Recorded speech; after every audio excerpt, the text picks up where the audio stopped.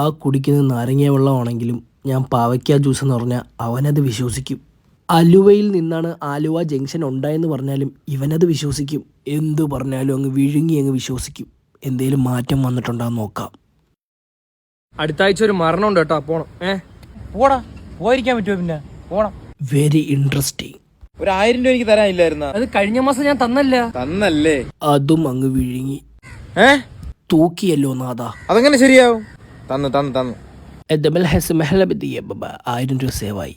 നമുക്ക് ഒരു ആഗ്രഹം സാധിക്കണമെങ്കിൽ ഈ തെങ്ങിന് ഫുള്ളും വലയം വെച്ചാലേ ഭയങ്കര നേട്ടമായിരിക്കും. എന്താ ഞാൻ എൻ്റെ കണ്ണുകൊണ്ട് കാണുന്നേ? ഒരു മനുഷ്യ കുഞ്ഞല്ലേ ആ കിടന്ന് കറങ്ങുന്നേ.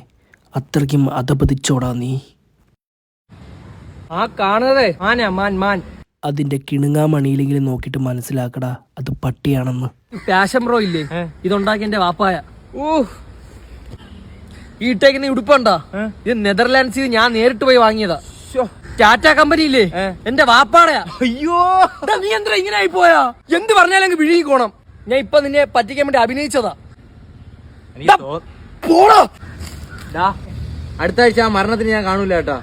എനിക്കൊരു ഇന്റർവ്യൂ ഉണ്ട്, അതിന് ഞാൻ പോകും. അതുകൂടെ പറയാനാണ് ഞാൻ നിന്ന കേട്ടാ. ഞാൻ കാണൂലേ, നീ വിട്ടോ.